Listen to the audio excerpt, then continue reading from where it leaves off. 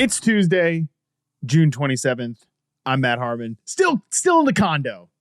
Still in the condo cast. It stings a little bit. But moving Dalton Del Don with me here today for another episode of the podcast, another edition of Flip the Script. Dalton, moving is hard. Breaking news, and it takes a lot of time. So still in the condo, but excited for this episode. Like I mentioned, it's another episode of Flip the Script, and this topic particularly I'm pretty interested to break down with you. But how you doing, buddy? Doing well, and it'll be worth the wait. I saw that nice, sick pool setup you have at your new place. Definitely looks like a nice pool for sure. So it'll be worth the wait, man. Oh, yeah. I mean, look, it'll all be worth it for sure. And definitely becoming a pool guy. That's my new thing. Figuring out how to take care of a pool. It's just one of I've said during this whole move process, Dalton, and, while also working at Yahoo, doing reception, perception, the whole thing. I'm just like, if I could just take my brain out of my head and not think about something for a full week, that would be incredibly awesome. But actually on that subject, I should note for the listeners, we're doing this show this week. We're doing another episode on Thursday as usual, but all next week, all 4th of July week, no shows. I'm taking the whole week off of vacation. And I thought to myself, if I'm not going to do any work that week, why should Dalton? Why should Andy? Why should Scott? Why should Brett or Collin, any of the producers, have to do any work as well? That makes no sense. So no shows next week, but we've got this one here today. We've got the one on Thursday. And like I said, Dalton, this topic is going to be pretty exciting, I think, for our Flip the Script series. If you've been following along as a listener, if you haven't, go back and listen to all of them. They're super evergreen. You can listen to them anytime. We're trying to go back and look at the biggest surprises from last year and predict and project who are going to be the biggest surprises this season. Today, we've got a banger, Dalton. We are trying to identify who is going to be this year's Jamaal Williams. What do you think? That one should be pretty exciting. Let's talk some running backs. Looking forward to it. A lot of interesting candidates. I have a few that you didn't even mention here, so I'll give you a surprise list as well. I do love the good surprise list. I'm excited to see who Dalton brought to the table. Here are our parameters for today. Essentially, we are looking to try to find which backup running back in real life is best situated to have a big fantasy season. What running backs are going to be available later in drafts that can end up being mainstays in your lineup. Again, much like the wide receiver show last week with who's going to be this year's Amon-Ra St. Brown. Certainly, we cannot consider any top 24 currently expert consensus ranked running backs in this discussion. Frankly, I straight up don't think that this guy, whoever our award winner today is going to be, can even be a projected starter on their team's depth chart. Dalton, I think it is worth going back and looking at how Jamaal Williams got there last year. For one, we all know he ran insanely pure on the goal line. He had 45 carries, did Jamaal Williams, inside the 10-yard line, 16 more than any other running back last year, or any other player, period, last year. He had 28 carries alone inside the 5-yard line. Only one other player, Joe Mixon, had more than 28 carries inside the 10-yard line last year. So, he scored the way he scored touchdowns last year. That's not going to be replicable. We're not looking for this guy necessarily to be like a touchdown vulture, I guess. But I think a few other parameters for this player. We're looking for someone who played on a quality offense and a great ecosystem, kind of like the fantasy community sort of has overrated or misunderstood the projected starter.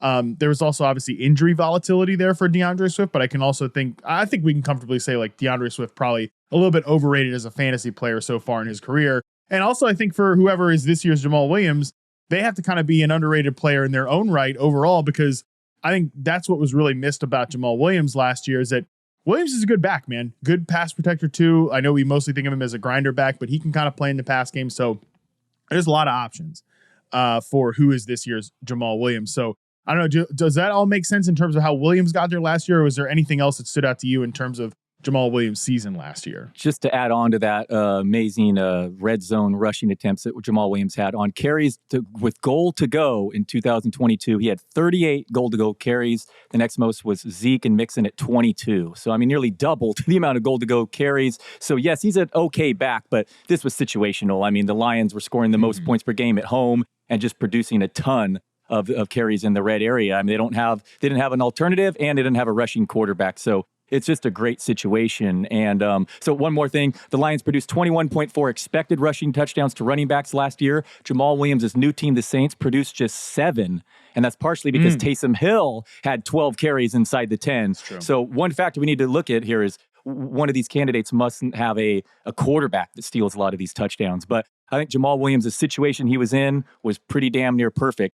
And he's going to a very different one in New Orleans. Yeah, absolutely. I think as much as I do think it should matter, like, is this running back good, or at least like how many roles can this running back fill? I think more so we are trying to find the right situation. Because honestly, Dalton, with most of these, like whatever you want to call them, like insurance policy running backs, these guys who end up becoming, Williams was drafted for the most part in basically every league last year. He was like kind of a late round pick. But for these guys that become waiver wire heroes or the last round flyer that ends up turning into, I mean, it'd be awesome if they were like a running back 1, like Williams ended up being on a season long basis. But even if they're like a mainstay running back 2 that you can use, kind of throughout your season or at least in large chunks of the season, really, I think like ecosystem and situation matters most of all. Williams was a tricky one, too, because I had him in the one league we played together last year. I drafted him as insurance for DeAndre Swift. So Williams was on my bench the first half of the year, and I kept expecting regression on these short touchdowns, too. And it never really happened. So he finished as one of the best fantasy values in hindsight, but I really feel like he was on the bench for a lot of the first month or so of the year. And it was just weird how it happened. It's probably unlikely to happen again. But boy, if there's a candidate, it's really right there in that same Detroit situation. I mean, not to jump the gun, but you didn't even immediately have David Montgomery on here. Maybe he doesn't qualify for you because he's the RB26 in ECR. But man, he's taking over that role in Detroit. And I love Jahmyr Gibbs as much as anyone and have him ranked obviously higher, but he had a 21% carry share inside the 5 at Alabama last year and didn't even lead the 3-9 Georgia Tech team inside the 5 carries the year before that. He's under 200 pounds. So, I mean, Montgomery's taking over this role with Jamaal Williams. I mean, Jameson Williams suspended the first game. I mean, there's going to be pretty much the same role there for David Montgomery. Is he just too obvious? Yeah, let's jump into the candidates then. And we can start with David Montgomery. Again, if you haven't listened to these podcasts, what we do is we compile a list of candidates. We narrow it down to a list, a finalist list of 3 guys, and we rank those 3 guys to decide who's going to be like this year's Jamaal Williams. Like last episode, it was this year's Amon-Ra St. Brown. Definitely go find out the receiver who got that one. You won't be surprised when you end up seeing I nominated a bunch of dudes you'd probably expect. But again, we're trying to get down to a list of 3 here. And if there is a tie break needed, Collin will break the tie for us. Last 2 episodes, Dalton, we haven't needed a tie break. So maybe we can keep a 3 streak going here and be on the same page. But I do like you bringing up David Montgomery. Yeah, really the only reason I didn't have him was I thought he was a little too obvious. And, being running back 26 it's definitely not, in that 24 drafted parameter type situation here. But I mean, I think he's kind of, I don't know, but I agree with you though. Like part of me is kind of, as you're saying it, I agree with you that he has a great role. And I do think he is an underrated player going into fantasy this year. So yeah, I mean, I think it's pretty simple, but go ahead and make the case for Montgomery. I'm just saying no one's drafting him ahead of the rookie Gibbs, and I get it, especially in full PPR. But I mean, I just said the numbers. The guy didn't even lead his college team last year in carries inside the 5. He's under 200 pounds. Montgomery is 215 plus.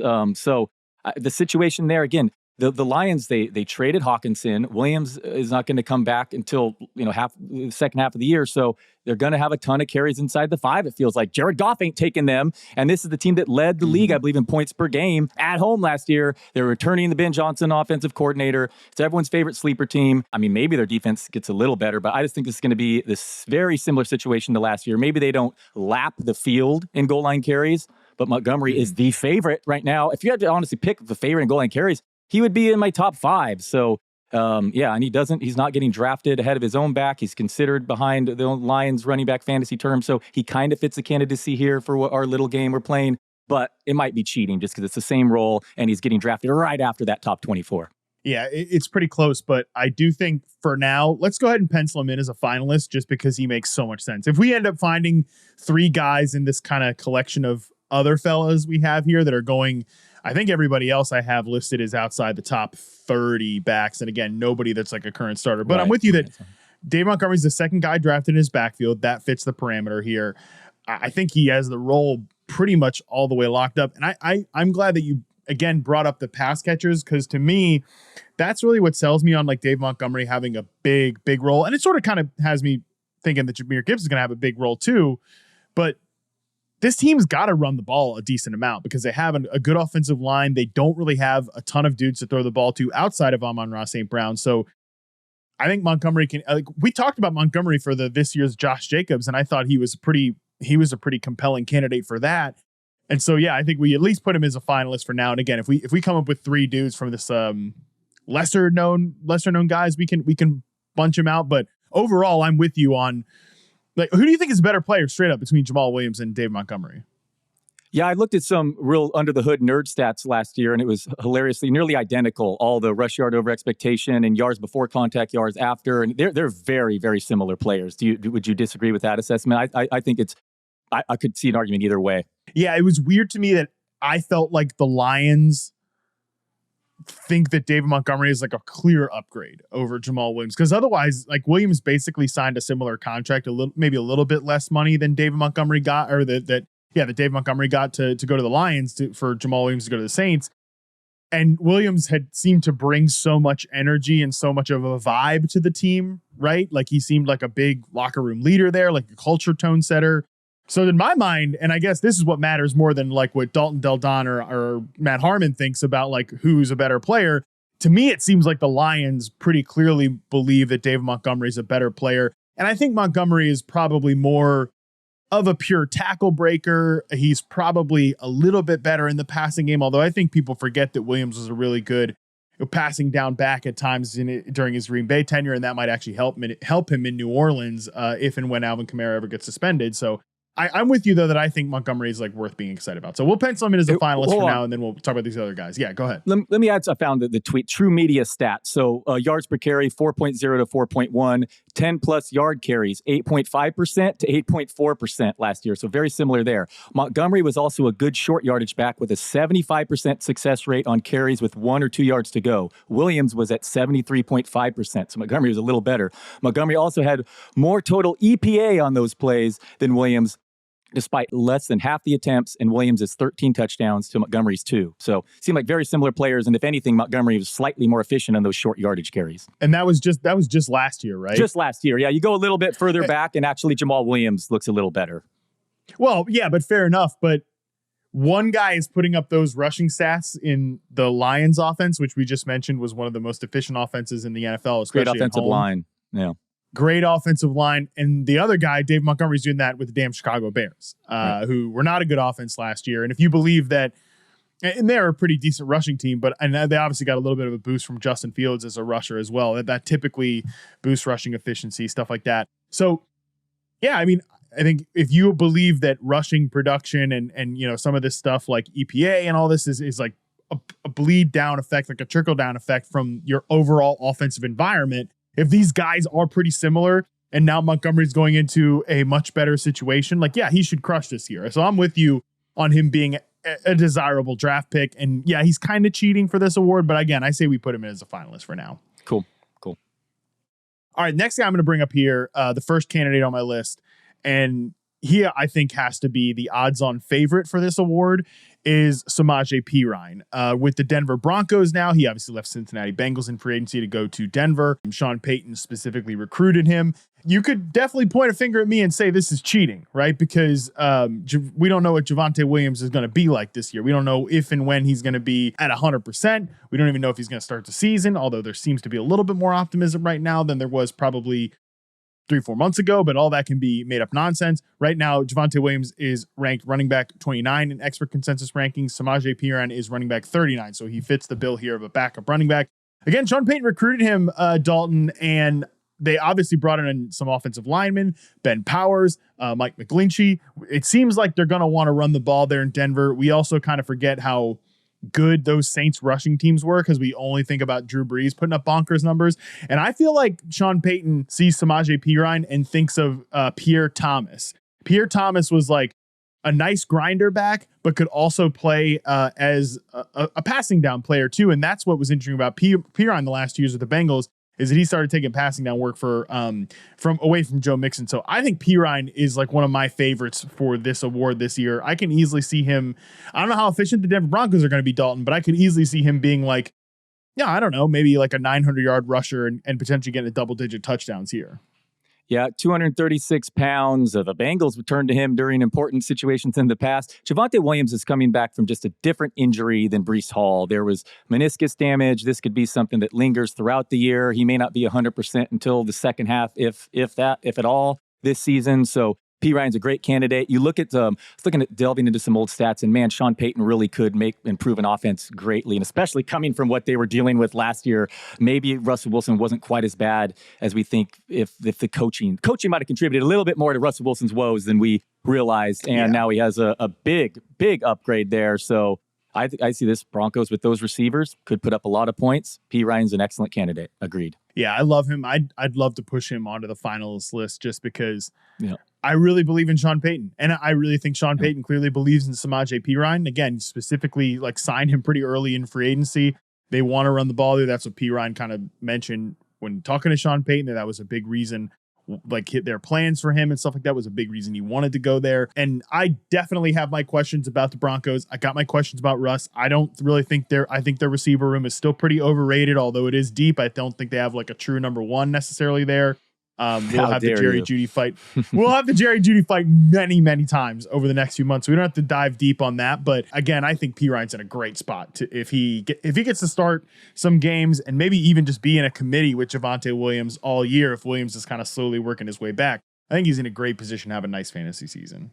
I came across this interesting tweet. Who knows what kind of inputs go into it, but it's ranking the current NFL offensive play callers using formation usage, efficiency, and market expectations from 2016 to 2022. And they come up with Andy Reid, number 1, my guy Kyle Shanahan, number 3, and Sean Payton, number 2, in between them. So whatever the market expectations based on his past performance, man, this really was one of the best play callers. So should be interesting to see him with these weapons and what Russell Wilson has left, and a dedicated Russell Wilson. He really got himself back into better shape, and he may even run a little more. So that's a very interesting team, and Perine could be the beneficiary. How many wins do you think that team has this year? Man, it's a tough division. I don't know. Probably fighting 9 or 10-ish around there. But even that, are you going to win more games than the Chargers? That's high. Yeah, that's high. Maybe 8 or 9 more. Yeah. They have a good deep. I feel that's a tough. Yeah, they have a good defense too. Yeah, it's a really tough one because I'm with the sentiment in that tweet that I think Sean Payton is one of the best offensive. I think he's definitely top 3. I think it's Andy Reid. I think it's Kyle Shanahan. I think it's Sean Payton. Yeah. Maybe not even in that order. I mean, he's awesome, dude. He's a great. I know that a lot of this Breeze gets a lot of credit, and Breeze deserves a lot of credit, but my favorite thing about any offensive play caller and offensive designer is, can you evolve with the times and also with the players on your roster? And if you go back and look at the offense that was there the first year with Drew Brees to the middle peak of the Brees era to then the end of Brees, and then even what they were doing with Jameis Winston and Teddy Bridgewater at times, and the Taysom Hill stuff is a little nauseating, but even sometimes the Taysom Hill stuff was really cool. So yeah, I love Sean Payton. And that's kind of where I get stuck on. I want to get excited about the Broncos, but they play in the division with the Chiefs. They play in the division with the Chargers. I'm kind of iffy on the Chargers though. So I don't know, man. I was all out on the Broncos last year, but I'm kind of interested in the Broncos this year just because I respect the coach so much. Yeah, no, I feel you for sure. That is a very tough division. Poor Raiders, really. Poor Raiders. Yeah, poor Raiders. Okay. Next candidate here, I think we have to talk about Jamaal Williams himself for being this year's Jamaal Williams, because he is definitely the second guy being drafted in his backfield. He's expert consensus ranked 37th running back right now. Alvin Kamara is running back 30th because we're not sure. It feels like we've been saying, well, if Alvin Kamara gets suspended for a year now at this point, and it hasn't happened. We don't know if it's going to happen, whatever. It is interesting, regardless of the suspension, Dalton, that the Saints seemingly went out and targeted Jamaal Williams, but then they also spent a 3rd-round pick on Kendre Miller, who's a prospect I like. Help me make sense of this Saints backfield right now. There is upside here, as I pointed out. I think our last pod, the Saints were 6th in the league last year in adjusted net yards per attempt. And what if Michael Thomas stays healthy with Shaheed joining new superstar Olave? So there is some upside here, but as I said, just 7 expected rushing touchdowns from the running back position last year for this team. because Taysom Hill had 12 carries inside the 10. There is Kamara, and I like the rookie Miller as a sleeper. So I just think there's too many mouths to feed here, and I don't love Williams. I don't think he's a special talent either. I know that we've said he's solid enough, but I don't see him enough to separate himself from the bodies and the depth of this backfield. But again, Kamara, if he's suspended the whole year, things can change. But for now, I'd say I wouldn't pick Jamaal Williams as my short list of candidates for this year's version of Jamaal Williams. I think if they hadn't drafted Kendre Miller, I might feel differently. But yeah, with the current construction of the roster, no, I'm with you. I think we do not have him as a finalist. Let's talk about Zach Charbonnet, rookie running back for the Seattle Seahawks.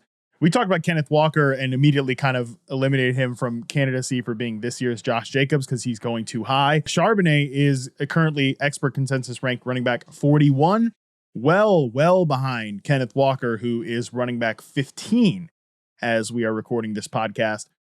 I mean, look, dude, I just mentioned those Seahawks receivers. That offense is set up to be awesome if for whatever reason, like, I think Kenneth Walker is a better running back than DeAndre Swift, period, point blank, no discussion about it. I like that archetype of player better than I like the archetype of like DeAndre Swift type. But there has at least been some noise in the fantasy community about like Kenneth Walker's success rate. Is he too boom bust as a runner? Is his running style going to lead him to get injured more often? We already saw him get banged up as a rookie. That could sort of kind of fit the DeAndre Swift mold. And then does Charbonnet become just more of a steady grinder, do-it-all type guy who becomes this year's Jamaal Williams? I don't know. I didn't initially think I'd have Charbonnet on my list of candidates, but I do think he kind of makes sense. Walker's numbers weren't great at converting short yardage into touchdowns either. This offense has a ton of upside with Metcalf, Lockett, and JSN. I'm picking them to make the playoffs and maybe even threaten my Niners. I see a lot of upside here. And Charbonnet may take an injury to Walker, and I know we talk about his superiority as a receiver, but he's often compared to DeMarco Murray, and he's 215 pounds. So absolutely, maybe he takes over that goal line role for a Seattle team. That would absolutely put him in as a candidate here. So I could see it. I absolutely didn't think it at first, but looking into his size and Walker's struggles and just the upside of this offense, I could see it. Yeah, I can see it. And it comes down to the offensive environment because, man, that Seahawks offense is set up to be so good. Like it DK is. Metcalf was, he had his kind of ups and downs a little bit as in like, just like ball skill stuff, some drops that shouldn't happen, not necessarily always converting like 50-50 balls, stuff like that. But he's awesome. He's a great player. And he might not be the best receiver on his team because Tyler Lockett's that good. And now they've got JSN in the mix and Geno Smith's coming off a good year. I don't know. I'm tempted to push, like, again, I think we're going to end up actually having way too many finalists here. But do you think we put Charbonnet as a finalist and, again, pencil it in and maybe take him off later? Just because, like, again, he really does fit the archetype. And I feel like running back 40-ish was kind of where Jamaal Williams was going last year. So the territory feels right as well. Yeah, I'm good with putting him on there because I see more negatives with the players listed below. Yeah, certainly. And let's start with a guy in Tyler Algier as our next candidate here. I think the case for Algier, you either have to believe that Bijan Robinson is going to get injured. I mean, any NFL player can get injured. So there's that. You have to believe that, or you have to believe he's kind of way overhyped as a prospect, I guess, which I don't buy into. Or 3, Dalton, I guess you can also believe that Arthur Smith is going to do some weird stuff with Bijan Robinson and Tyler Algier is going to get more carries than people think, which I could kind of buy into, and also don't think that's necessarily a bad thing for the Falcons offense, but it would be a little bit of a I think if we're going to talk about Algier here, we also have to kind of think Bijan's fantasy season might not be what his current ADP. By the way, Bijan is expert consensus ranked running back 3 in tier 1 with Christian McCaffrey and Austin Eckler. So yeah, I think that would have to be the case if we're going to talk about Tyler Algier as a candidate for this list. Yeah, I hear you. Algier could be talked about because this offense has upside with Pitts and London and a really high run rate, returning 4 or 5 offensive linemen that was ranked, I think, the best run blocking unit in PFF. But Bijan Robinson would need to get injured here. They didn't spend a top 10 pick, the draft capital to take him off the field in important parts of the field. So I think Robinson would just 100% would take an injury to him for Algier to be a candidate for our exercise here. I do think Tyler Algier is pretty good. It was really awesome down the stretch last year, especially Patterson's from an efficiency there too, though. standpoint. I mean, Patterson could take touchdowns too, though. But I hear you. Algier was good for sure. He impressed. Yeah, he's a good player. Obviously, like quiet 1,000-yard season as a rookie. He was really high up there in terms of like success rate on his runs, EPA per rush. I think some of that is certainly the offensive environment. Like listen, I'm not going to do the Falcons thing here. I do the Falcons thing on like every podcast seemingly, but love that offense. Love the way they run the ball, especially. And I think Alligeier sort of kind of benefited from that, but I think he's going to have a role. And there are certainly, like, if you're drafting Bijan Robinson on your fantasy teams, like, get ready to say, damn it, Tyler Algier, at least a few times this year, because that's going to happen. Fair. I could see it for sure. I am worried and backing off a little. I like Breece Hall round 3 a lot more than Bijan Robinson round 1. I'll tell you that right now. Yeah, I think it's 50-50. Hall could even outperform. I mean, Hall's the better athlete. It's Aaron Rodgers as his quarterback, and it's Desmond Ridder versus Robinson with these other competition. Man, Robinson's draft price is really scary. I'm probably going to take a receiver. I love these rookie young guys, normally the upside, but yeah, I don't know. Algier's a good player. Yeah, look, you're like breaking ties in the first round type thing. It's just like running back 3, tier 1 in these expert consensus rankings. And look, maybe I'm talking out of my ass. Like, maybe I end up having Bijan Robinson as my running back 3. I don't know. I don't know what's going to happen with that. But at the same time, yeah, if I'm on the clock and like, for whatever reason, Jamar Chase is still there, I think I'm going to go Chase over Bijan Robinson. I could even talk myself into Cooper Kupp or Tyreek Hill or Stephon Diggs. Like, any of these guys, I think I might prefer to the non-CMC, non-Austin Eckler running backs. And like, by the way, like, I'll say this before Eckler comes on the show this year. I mean, there are questions about Eckler's profile this year. So yeah, I don't know. These running backs, man, it's tough. It's difficult. Yeah, Jonathan Taylor, Bijan Robinson, Eckler, and Barkley to me are a one tier behind CMC that I just keep could really interchangeable for me. But I love if you can get Pollard or Breece Hall in the 3rd and get a receiver in the 1st. That's my ideal start. Yeah, same here. I think we're on the same page. I also think we're on the same page. Not having Tyler Algier as a finalist, although he is a very good running back. Next guy I think I want to talk about here is Jaylen Warren. I want to do a show. Hey, Collin, I'm telling you this as we're recording it. I want to do a show when we get back from this July 4th break. Like, all the news you missed in minicamp, and like, does it matter? So maybe put that on the back burner for now. One guy that's certainly going to come up in that show is Jaylen Warren. Like, people like the Pittsburgh beat writers are, Mark Caboli for The Athletic wrote about like, oh man, Jaylen Warren, this guy looks so good. He looks awesome. There's no way Matt Canada is going to be able to keep him off the field as much as he did last year. Jaylen Warren popped up a little bit at times last year, Dalton, as a guy that was kind of supplementing Najee Harris at times. But Harris has been maybe not an exciting back, but he has been able to take on a ton of carries, a ton of volume. He is certainly like a bit of a grinder back at this point, and Warren added a nice dimension. But there are people out there that are really, really excited about Jaylen Warren. Where do you stand on the whole Jaylen Warren thing in the context of the Steelers offense? I was falling for the hype, and then I took a step back and realized that he's 5'8" and ran a 4.55 40, and I do think there's some merit to the situations they were putting him in when you compare yards per carry and Najee Harris is far higher draft capital. He performed far better in the second half last year, the further removed he was from that foot injury. So I think he's just nice insurance and probably a little overhyped, and it would fully take an injury for him to enter the conversation that we're talking about here. So I'm kind of pumping my brakes and trying to realize that these are beat writers, probably overhyping it. And I think Najee Harris is still going to get the vast majority of the touches. Yeah. Chris Wessling always used to talk about like the guy, like the archetype of players that would always get overhyped in mini camps and OTAs, like padless practices. One, it's always the like shifty slot receiver who's not really like necessarily a great route runner. Paris Campbell with New York Giants. You beat me out of that. That's exactly what I was going to say. I'm like, that fits your guy who you do not like, and he's getting a ton of hype right there. Yeah, Paris Campbell. That was the classic, like, and by the way, like Bruce Ellington was that guy that I fell for the bait, and like I remember Wes calling me out for that and him being correct and me being wrong about the Bruce Ellington with the thing with the San Francisco 49ers. That like sort of never, oh man, I thought Ellington could have been good if he never got hurt. Whatever, not the point. Paris Campbell, like classic archetype of a guy that's going to get overhyped in mini camps. But like the scat back guy, Jaylen Warren is another guy who always gets overhyped in these like padless practices, really pops for just like a beat writer watching practice, stuff like that. But I think Jaylen Warren could be a really good player. I think he was a really good player last year, but you're so right to point out that yards per carry is not always created equal. Like it's very situational based. And like, if we think that the Steelers offense is going to take a little bit of a leap this year, and I could kind of believe that it's going to take a little bit of a leap this year, it's going to also that's going to help Najee Harris as well, along with Jaylen Warren. So you basically think that Jaylen Warren most likely has no standalone value without a Najee Harris injury. Correct. Undrafted, not super athletic, not a great receiver. Yeah, I think Najee Harris partially was playing through that injury last year. He's a better player, and it's going to take an injury for Warren to be fantasy relevant.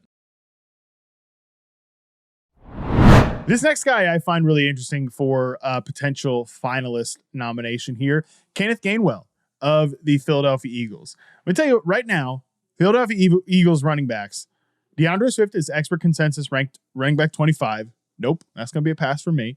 Rashaad Penny, running back 35. Okay, no, I think that's actually pretty plausible for Rashaad Penny. And you got to scroll all the way down to running back 50 for Kenneth Gainwell in terms of expert consensus rankings. And I'm interested. I'm really interested in Kenneth Gainwell there because this is a player, again, if we're talking about who's this year's Jamaal Williams, kind of comes out of nowhere to give you like a strong running back season. Well, number one, we've seen, last year's Jamaal Williams usurp DeAndre Swift, who's on the Eagles roster. I think the move for DeAndre Swift sort of got overhyped, Dalton. Like, they basically gave up nothing for the guy. Like, it looks like a thing where they might get like a compensatory pick if he doesn't re-sign this year. I don't really think that a player of Swift's talents really even fits what the Eagles necessarily do as like a downhill grinding running team. I think Rashaad Penny could, but we know Rashaad Penny's not a guy who is known for staying healthy. So we could sit here all offseason and talk about, DeAndre Swift versus Rashaad Penny and like Kenneth Gainwell, a guy that the Eagles coaching staff has trusted in pretty big moments in his career.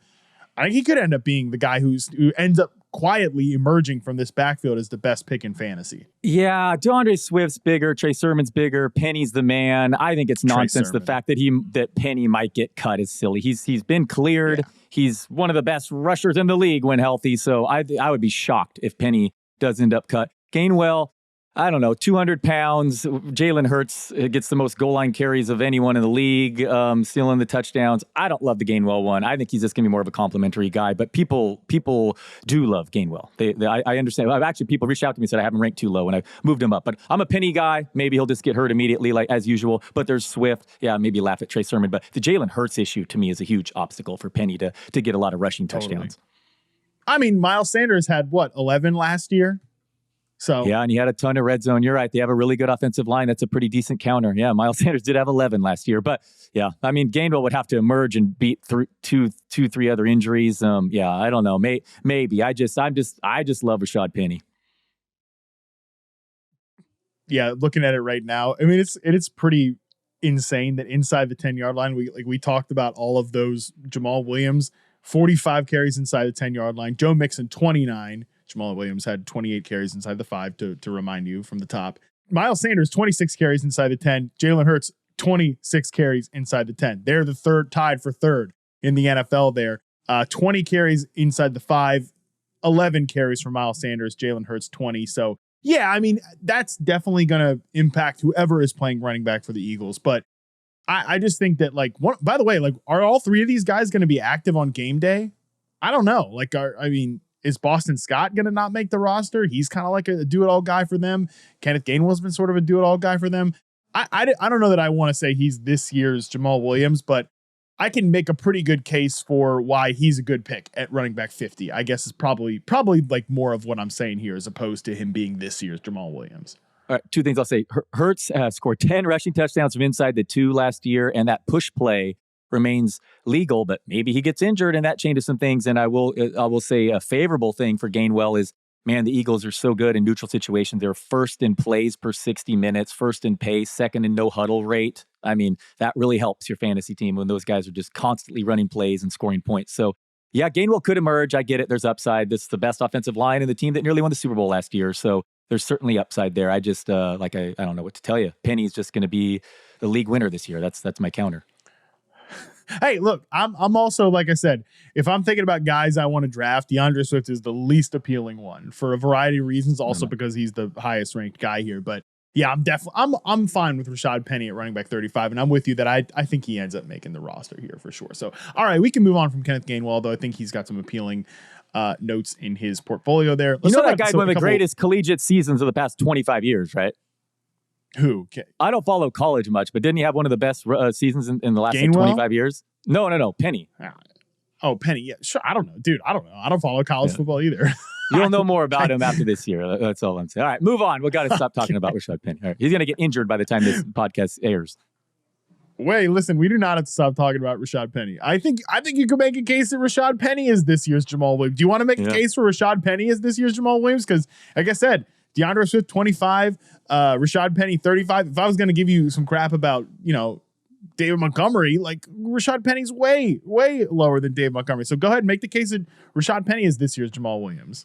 I think I jinxed him enough, but yes, his last year playing college football, in 13 games, he had 25 touchdowns and 2,250 rushing yards. In 13 games, 25.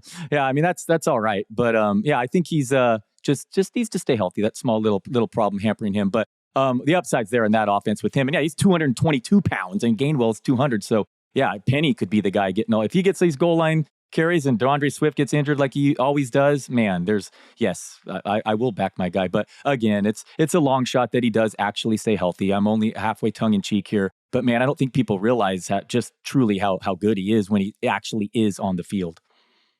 Oh, he's super good. I think you can't doubt the talent. I think if in a universe where both of these guys are healthy and they both play 17 games, or for God's sakes, even 15, a piece, I think I would take Rashaad Penny as a better football player and as a better fantasy back than DeAndre Swift, like straight up. So the fact that, and I think that they didn't invest much in Penny, and I don't think they invested much in DeAndre Swift either. Like, I think they're basically taking there's a chance, by the way, Dalton, that if that happens, like, this is just one of the most weirdest committees in the NFL between Swift and Penny. And because I do think Gainwell will mix in some form or fashion. And yeah, maybe even Boston Scott mix in, maybe even Trey Sermon mix in. I don't know about all that, but again, it's like, I think this could easily just be a committee, but I'm down for Rashaad Penny enthusiasm.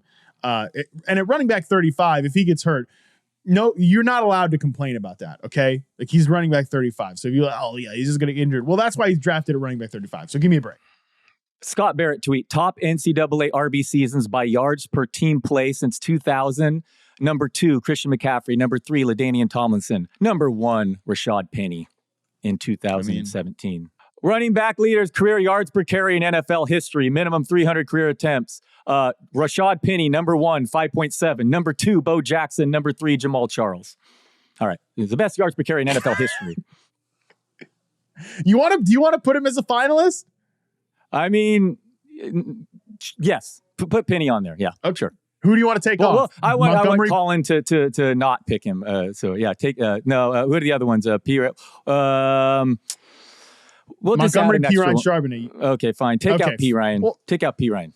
No, I'm not taking. No, I'm not taking out Perine. Okay. So just add Penny, and Collin can dismiss him right away. Sounds good. Perfect. Okay. All right. Rashaad Penny somehow has broken my hard and fast rule on this very serious podcast about 3 finalists. So Congratulations, Rashaad Penny. You can add that to the list of awards along with his college yards per, his college yards per carry participation trophy, or you can put right next to it, was a 4th place finalist on a made up podcast in June 2023. So congratulations to Rashaad Penny for that. All right. Another yards per carry stud. My next guy here, I got a couple of deeper names here for my last ones before. I don't know how Dalton's going to have more left in the chamber for his surprise list at this point. But another yards per carry stud, Gus Edwards, who is my next candidate here, someone I want to mention. His yards per carry over his entire career, 5.2 is Gus Edwards. 5.2 as a rookie, 5.3 as a second-year player, 5.0 in 2020. And last year, coming back from a serious injury where he missed the entire 2021 season, he again averaged 5 yards per carry. I get it. Yards per carry is not just a running back only stat. Some of it is the team he plays for. Well, he's still playing for the Ravens, is Gus Edwards. And he actually is on a pretty decent contract, too. J.K. Dobbins, there was maybe some contract tension in training camp or in OTAs. Doesn't sound like he's going to bleed into training camp, because why would it? But I don't know, man. Gus Edwards, pretty good back. Someone I at least think we should mention here, could potentially factor in more than people are expecting right now. I don't know if I could push him into a finalist, but again, I think Gus Edwards is an interesting guy to mention here. Yeah, he's a good candidate to be a finalist. I just love Dobbins this year. Hopefully he's back to 100%, but he hasn't been able to stay healthy, as you mentioned, holding out. And there's no one else on that depth chart. Todd Monken calling the plays now with the best receiving group that Lamar Jackson's ever had. I think they have 6 first-round wide receivers on their roster. It's funny when you're counting guys like Aguilar, but it's the draft. Yeah, exactly. It's kind of playing with it there. But yeah, you like the setup there. If Dobbins were to go down, Edwards could be a beast at the goal line with no one else there. Maybe Jackson tries to stay healthy and doesn't run as much there. And definitely a candidate here, but we probably have better options. But I see why you did him here. I just think Dobbins is going to bounce back here and have a real nice season. Me too. Yeah, I think Gus Edwards, again, he's similar to the Kenneth Gainwell thing where if you want to take Gus Edwards, running back 53 in consensus rankings right now, I'm totally fine with that. I'm okay with you making that move there. Like, I probably would rather have a guy like Gus Edwards than Jaylen Warren, and Jaylen Warren's running back 49 right now. Devin A-Chain, running back 48. I think I'd probably rather have Gus Edwards just because, like, if Dobbins gets hurt again, he's gonna have a big season as Gus Edwards, and it's totally an offense I think I want to buy into the Ravens this year. So yeah, but probably not a fit for this list. Last guy I'll mention before we get to Dalton's secret list here, which is just going to be Rashaad Penny 6 times over. Clyde Edwards-Helaire. Oh my God, yes, I know that Clyde Edwards-Helaire. Listen, people are excited about Isaiah Pacheco. I love Isaiah Pacheco and the way he plays the game, but he has an injury right now that might linger into training camp. He's running back 27 in consensus rankings. Jerick McKinnon, who I could see Jerick McKinnon being worth a discussion here, is running back 42 in consensus rankings. And old buddy Clyde Edwards-Helaire, all the way down in tier 7, running back 55. How the mighty have fallen for Clyde Edwards-Helaire. I don't know. You listen, teams blow smoke, but there's at least some like, oh yeah, we're not totally giving up on CEH for the Kansas City Chiefs. Andy Reid's kind of said that. So it would probably take Pacheco not working out. It would probably take McKinnon like falling off an age cliff. But I'm not even the biggest CEH guy in the world here, but I'm at least keeping a small kind of eyebrow raised at CEH and potentially having a decent year this year. It is the Chiefs offense after all. Yeah, former first-round pick. We saw Josh Jacobs blow up his after his 5th-year option was declined, right? And then Jerick McKinnon scored 10 touchdowns last year, and he's 31 years old. He got caught 9 basically inside the 5-yard line. I could see CEH just taking over that role and getting a dozen touchdowns, even if he doesn't, become a better NFL player. But it's entirely possible he finally stays healthy. You look at the list, the gallbladder surgery, the ankle sprains, constantly playing banged up. But, man, they drafted this guy in the first round. He was an exemplary receiver at LSU. And who knows, maybe the light bulb goes on. He stays healthy, still in his prime in the Chiefs offense. It seems far-fetched, but Pacheco, I could see CEH here. It's a long shot, but it's definitely the right parameters for it to happen. Yeah, I think he's worth a discussion. I don't think I can push him in as a finalist over any of the 4. Now it's 4 names we have here. But I do think he's worth discussing, unless you think he's worth pushing as a finalist. Here, no, we got enough. Yeah, it's okay. It's enough. We got enough. Okay, well, hit me with your secret list of names here for who is going to be this year's Jamaal Williams. Oh, this very quickly. I could just see Jeff Wilson emerging at Miami with an offense there. He's the big back there, scoring a lot of touchdowns. Your guy, Brian Robinson in Washington, if that offense does well, and Sam Howell isn't going to steal many goal line carries. I know I keep talking about how my guy Sam Howell's rushing ability, but I guess he ran a slower 40 than Peyton Manning. His rushing skills may not translate in the NFL as much as I had hoped for fantasy terms. That's not to say that offense still can't be good, but yeah, his rushing may not be quite as much as I had given him credit for as far as translating into the NFL. But my other candidate here I actually kind of like, even though I'm in on James. Real quick, just on Brian Robinson. He's a great candidate, but just because he's the first guy drafted in his backfield at running back 31, Anthony Gibson's running back 36, I feel like he didn't really make sense. All right. So what about Damian Harris? I love James Cook, but he's under 200 pounds. Damien Harris is 1 year removed from running for 15 touchdowns. Josh Allen, they've publicly said they want him to run less. It's an awesome offense. I mean, James Cook, who knows? So I can see Damien Harris just absolutely rushing for 15 touchdowns, even without injuries striking before him. So I kind of like Damien Harris as a sneaky candidate, but I think we've come up with plenty of good names to go from. Running back 32. James Cook is expert consensus rank. Yeah, Damien Harris is running back 38. So I overlooked him just because I thought hey, people are kind of buying into Damien Harris. But look, dude, I would absolutely put Damien Harris as does he make more sense for this award than David Montgomery? Just because there's a more than 10 spots rankings worth for David Montgomery at 26. And I'm kind of surprised James Cook is ranked ahead of Damien Harris. The only thing I'll say about Damien Harris that has me a little spooked is that Latavius Murray has the exact same contract as Damien Harris. Yeah, and he's another big back for sure. Yeah, that's kind of a total toss-up. We could sit here and talk ourselves into Damien Harris. And again, I'm really excited about when that signing first happened, I was like, that's perfect. Damien Harris is going to have a great role. And then Latavius Murray signed again for kind of the exact same money. And, you could sit here and say Latavius Murray's older, he's washed, whatever, but he had a good year last year in a crappy Denver Broncos environment. He actually had some good games for the Denver Broncos. So that's my only hesitation here in Damien Harris, just that the pathway, the runway is not totally clear for him to have the role that I think he would, that if he was in that role, I would absolutely want to put him on this list. And Josh Allen could steal goal line touchdowns too. But okay, I just wanted to throw him out there. We have a lot of good candidates for Collin to choose. Hopefully he chooses wisely this time for once.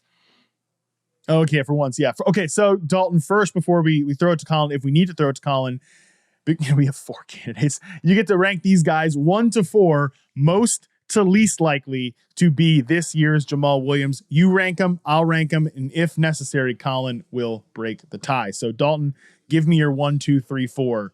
Of David Montgomery, Semajae Perine, Zach Charbonnet, who is most likely to be this year's Jamaal Williams. Okay, I'm going to go 1 Montgomery. Maybe it's cheating, but it's just so perfect, sliding right into that role in the Lions. It's 1 Montgomery if we're going to make him a finalist. 2, my guy Penny. If he can stay healthy in the Eagles offense, I really do think wheels up. And then I'm going to go 3 Charbonnet and 4 Perine just because Javonte Williams is going to return and get some carries there. So 1 Montgomery, 2 Penny, 3 Charbonnet. Okay. All right. I'm going to go number 1. I mean, we're definitely going to have a tie break now. I'm going to go number 1, Semajae Perine. I think he makes a lot. Nah, you know what? I'm not going to go number 1. I'm going to go number 1. Actually, Zach Charbonnet. I'm going to go number 1 for Zach Charbonnet. Because after talking about it, I really find myself kind of buying in on that. Even if Kenneth Walker ends up being a really good player. And then number 2, I am going to go Perine for number 2. David Montgomery, I'm going to go number 3 just because he is the most obvious candidate. I'm dinging him a little bit, and yeah, I'll go number 4 for Rashaad Penny. So in total, we've got David Montgomery with a total of 4. We've got Semajae Perine with a total of 6.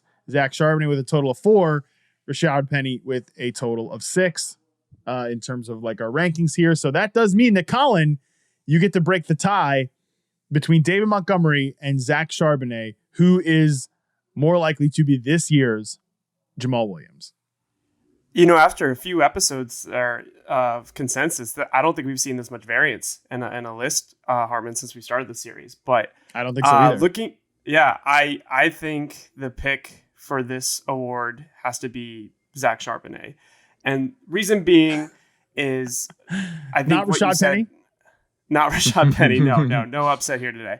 But I think what you said earlier about Walker being a boomer bust player, he was the same way at Michigan State. I think he's great, but I don't see him being, playing 1 through 17. And I think we know one thing about Pete Carroll. He loves to use a lot of running backs. He's shown that throughout his coaching career. So I think Charbonnet is going to get plenty of that goal line opportunity and plenty of general opportunity. And I think he's going to be a real steal for people who take him later in the draft. So let's give the award to Charbonnet. Dalton, your response? It hurts. It's painful. It hurts. They're going to be calling him Rashaad Benjamin by the end of this year because he's going to be racking up the hundreds. But it's all right. I'll humbly accept defeat here once again. I mean, defeat.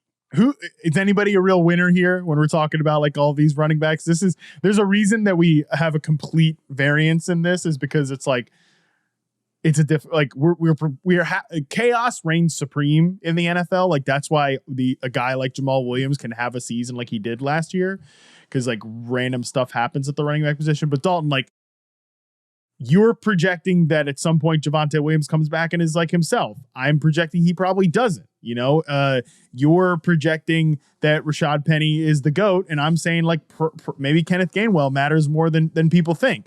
We're both kind of like maybe I'm a little more skeptical of Kenneth Walker, even though I'm not. Like, dude, I don't even know what we're talking about here at this point. It's a hard one. It's a hard one to do.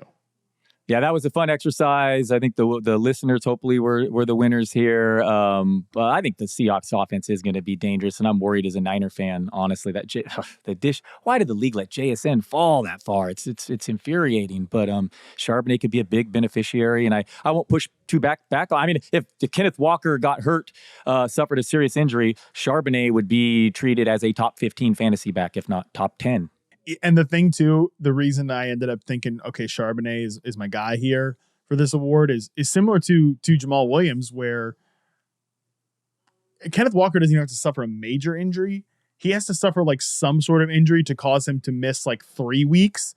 And Charbonnet just is awesome in those 3 weeks and becomes like kind of an identity point in that offense, similar to what Jamaal Williams did. Like, like that sort of changed the calculus for the Lions. Like, oh, this guy's just doing it. Like, what do we need to try to make the DeAndre Swift thing work? Like, we just go with old Jamaal Williams here. And I feel like the Seahawks sort of similar.